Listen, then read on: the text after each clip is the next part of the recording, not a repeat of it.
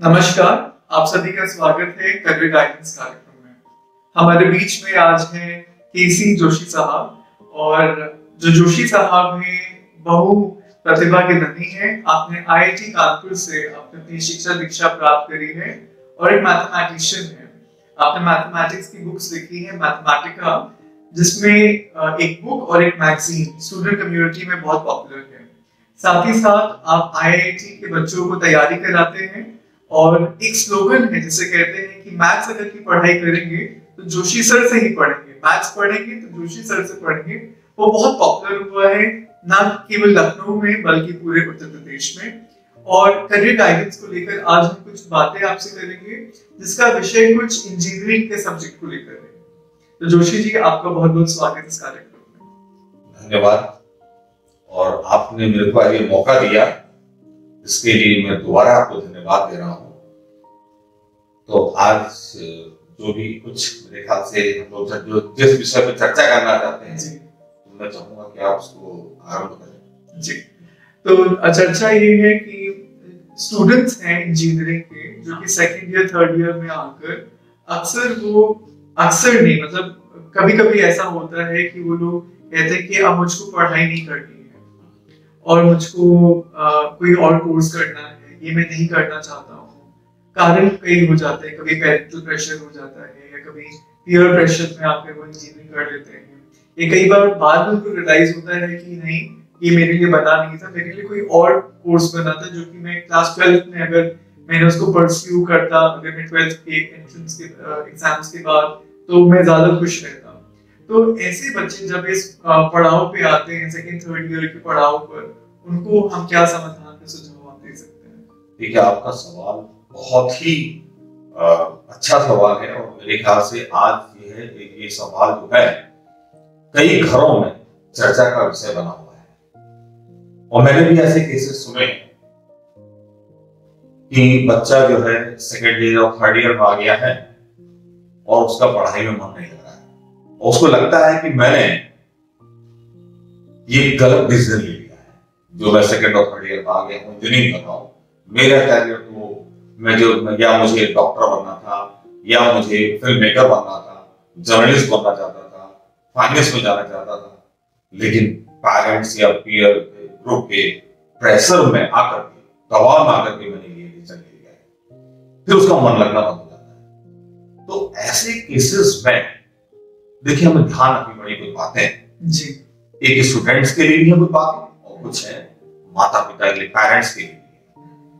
पहले तो ये माता पिता के लिए कि वो कभी भी अपने बच्चे पे दबाव ना डालें और उसकी रुचि और उसकी योग्यता का ध्यान रखें और उसी के अनुसार उसको कैरियर को सेलेक्ट करने में मदद करें।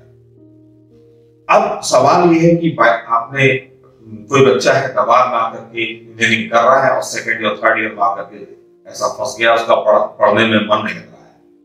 तो पहली बात तो ये कि पेरेंट्स को चाहिए कि उससे बात करें और उस विद्यार्थी की, उसकी, अपने बच्चे की रुचि और योग्यता को फिर से एक बार उसका आकलन करें और किसी एक अच्छे कैरियर काउंसलर से जाकर के उसकी योग्यता और उसकी रुचि का पता लगाएं और आप उसको आपस में भी वार्तालाप करके बच्चे से ये पता लगाने की कोशिश करें।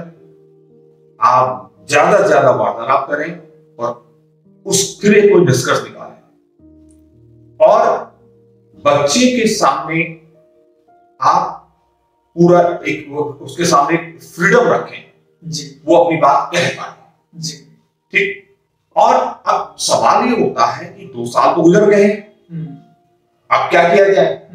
तो उसको, बच्चे को भी सोचना, पेरेंट्स को भी सोचना, 2 साल हमारे गुजर गए, हमारे पास 2 रास्ते हैं। एक रास्ता ये है कि हम यहीं से वापस, मतलब नहीं छोड़ दें इसको और जो हमने सोचा था, जो कैरियर सोचा था, उसी की ओर आगे बढ़े। एक रास्ता ये। दूसरा रास्ता ये है कि आप 2 साल पहले कंप्लीट कर लो बच्चे के किसी भी तरीके से। आपका मन नहीं लगता है, लेकिन अगर आपकी योग्यता है और रुचि नहीं है, तो आप किसी भी तरीके से 2 साल निकाल लो जी। हाँ, अगर योग्यता ही नहीं है, ठीक है, तब तो फिर आपको 2 साल भी आगे नहीं बढ़ना चाहिए, यही से रुक जाना चाहिए। और 2 साल नहीं तो और निकालो, और आप 4 साल या 2 साल या 1 साल जो भी बचा हुआ है उससे अपनी डिग्री कंप्लीट करो। उसका एक फायदा हो सकता है कि आपने जब 2 साल या 3 साल दे दिया है, 1-2 साल और देकर के आपके पास एक डिग्री तो होगी। उसके बाद आपको जो भी कैरियर चुनना हो आप चुनिए जी।